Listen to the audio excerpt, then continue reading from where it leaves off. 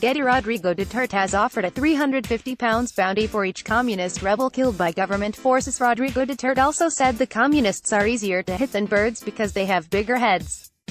His latest crass remarks, which the government issued to reporters yesterday, came after human rights groups condemned him this week for saying troops should shoot female communist guerrillas in the genitals to render them useless. Mr. Duterte said in a speech to troops at an airbase in central Cebu City, referring to New People's Army guerrillas, "You kill an NPA today and I'll pay you 25,000 pesos. I was computing that if this drags on for 4 years, it'll be very expensive because it's war.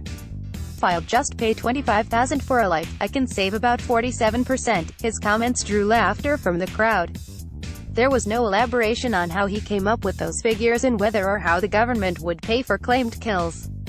Backing up his offer, the brash-talking president encouraged state forces to go for the kill. Mr. Duterte added, "If you work really hard to crawl across the forest, you'll surely be able to shoot even just one. If you can shoot a bird above you, then how much more an NPA whose head is so big?" Once again, his remarks made the crowd laugh. However, his incendiary comments encourage government forces to commit war crimes instead of instilling a culture of accountability in accordance with international law, Human Rights Watch said.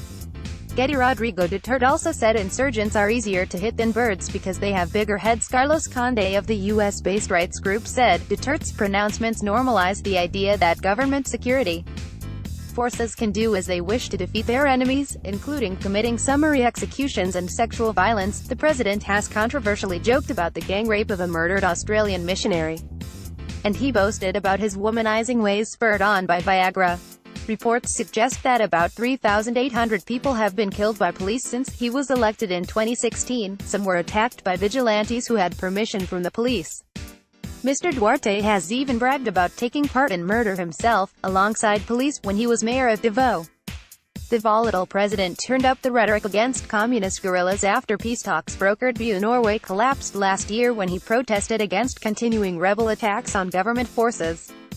When a rebel leader recently warned that the guerrillas could kill one soldier a day, Mr. Duterte countered by threatening to kill 5 rebels daily and offering to train tribesmen as militias and give them bounties to slay the insurgents.